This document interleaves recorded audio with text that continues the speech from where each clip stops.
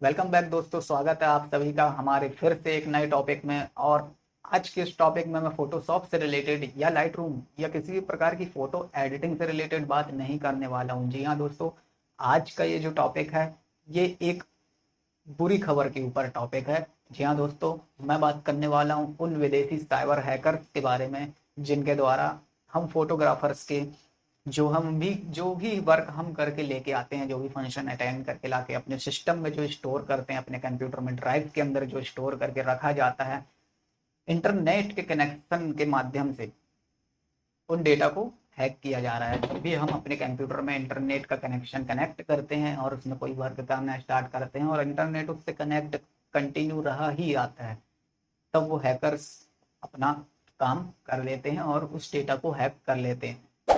तो दोस्तों, इस बात की जानकारी मुझे पिछले ही कुछ दिनों में पता चली है। मेरी सिटी में जो मीडिया है उसकी जब मैंने न्यूज़ देखी तब मुझे पता चला कि हमारे ही बीच के एक फोटोग्राफर के साथ ये घटना घट चुकी है।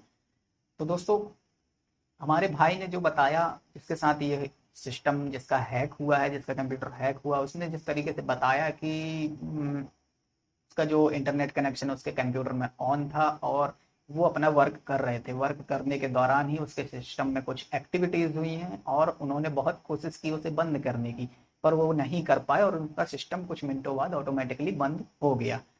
और उसके बाद जब उन्होंने उसको चालू करने की कोशिश की तो वो नाकामयाब रहे। कुछ देर प्रयास करने के बाद जब उनका सिस्टम चालू हुआ तो उसके में एक मेल आया, और जब उन्होंने अपना ड्राइव वगैरह चेक की तो वो सब ओपन नहीं हो रही थी, क्योंकि वो चीज़ हैक हो चुकी थी।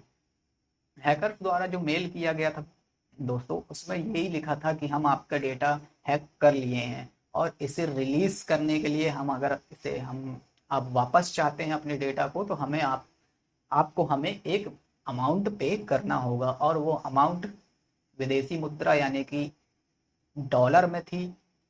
जैसे हम इंडियन करेंसी में अगर कन्वर्ट करते हैं तो वो करीब 35 से 40 हज़ार रुपए होती थी। तो दोस्तों, अब इसका सलूशन क्या है, किस तरीके से हम बचाव कर सकते हैं इससे। आप भी जानते हैं कि हमारा डेटा कितना महत्वपूर्ण होता है, कितना इंपॉर्टेंट होता है। जो हम वर्क करते हैं, जो हम मेमोरेबल मोमेंट्स जो कैप्चर करते हैं किसी क्लाइंट्स का, और उसको लाके जब हम अपने सिस्टम में रखते हैं और वो किसी वजह से मिस हो जाता है, तो दोस्तों हम इसके लिए क्या कर सकते हैं, किस तरीके से अपने डेटा को सेफ रख सकते हैं, इसका बचाव कर सकते हैं।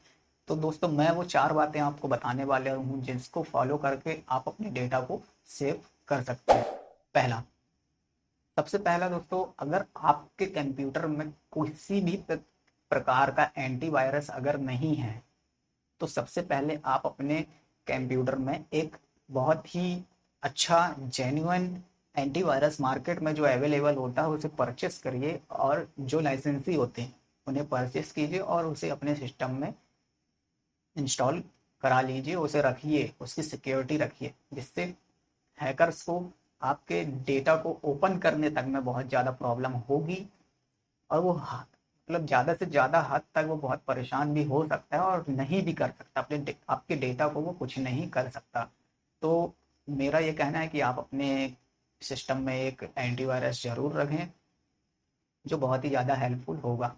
दूसरी बात ये है दोस्तों कि आप अपने डेटा को अपनी हार्ड ड्राइव में कॉपी करके, जो भी इम्पोर्टेंट डेटा है आपका, तो आप अपने हार्ड ड्राइव में कॉपी करिए, एक जगह पे स्टोर कर लीजिए। और जैसा कि आपको अगर उसका यूज़ नहीं है तो आप अपनी हार्ड डिस्क को कंप्यूटर से डिस्कनेक्ट कर लीजिए।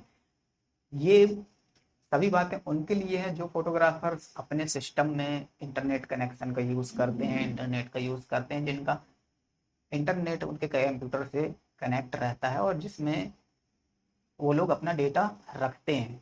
उन फोटोग्राफर्स को मैं ये कहना चाहता हूँ कि वो अपने डेटा को एक जगह सेव करके उस हार्ड ड्राइव को डिस्कनेक्ट कर लें। जब उसकी ज़रूरत हो तो अपने इंटरनेट कनेक्शन को बंद करके उस ड्राइव को यूज़ करिए और उससे अपना डेटा लेके वापस से यूज़ करके उसे डिस्कनेक्ट कर दीजिए। तीसरी बात यह है दोस्तों कि आपको एक सिस्टम में ड्राइव में एक बिट लॉकर का ऑप्शन मिलता है। जी हाँ दोस्तों, बिट लॉकर एक ऐसी सिक्योरिटी है ड्राइव के लिए जिसमें अगर आपने उसको सिक्योरिटी दे दी, उसकी ड्राइव को बिट लॉकर की सिक्योरिटी दे दी, ये बहुत ही पावरफुल सिक्योरिटी रहती है दोस्तों। अगर आप इसका पासवर्ड किसी तरीके से अगर भूल जाते हैं तो आप अपने डेटा को रिकवर नहीं कर पाएंगे। तो दोस्तों मेरा ये मानना है कि आप बहुत हद तक अगर आप अपने ड्राइव को रिमूव नहीं कर सकते हैं तो ही इस ऑप्शन का यूज़ करिएगा BitLocker का, क्योंकि अगर आप किसी चांस अगर अपना पासवर्ड किसी वजह से भूल जाते हैं और आप अपनी ड्राइव को ओपन नहीं कर पाते हैं तो इससे रिकवर करना उसका डेटा बहुत ही ज़्यादा मुश्किल हो जाता है। ये फिर वो एक्सपर्ट करते हैं, जिसके लिए आपको फिर उनको एक मोटी रकम चुकानी पड़ सकती है उस डेटा को रिकवर करने के लिए।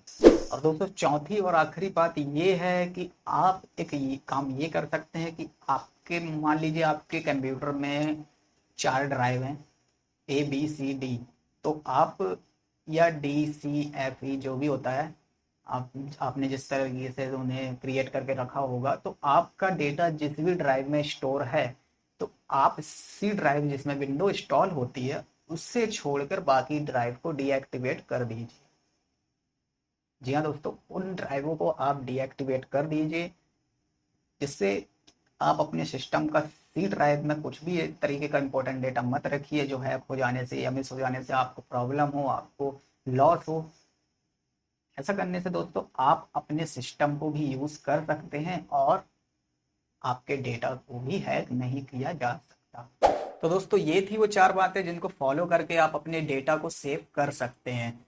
तो आई होप आपको ये वीडियो पसंद आया होगा। चैनल में नए हो तो चैनल को सब्सक्राइब कर लीजिए, बेल आइकन प्रेस कर लीजिए, और वीडियो पसंद आया हो तो वीडियो को लाइक करिए। और आपके कनेक्ट में जो भी आपके दोस्त फोटोग्राफर्स या जिन ग्रुप में आप जुड़े हुए हैं फोटोग्राफर्स के, उनमें ये लिंक को शेयर कीजिए, इस वीडियो को शेयर कीजिए।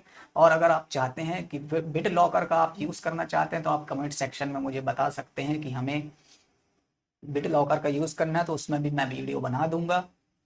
और दोस्तों ड्राइव को लॉक कैसे किया जाता है वो उसके ऊपर भी मैं वीडियो बना दूंगा, आप कमेंट सेक्शन में मुझे बोल सकते हैं। चलिए दोस्तों आज के लिए बस इतना ही, मिलते हैं फिर, बाय बाय, टेक केयर।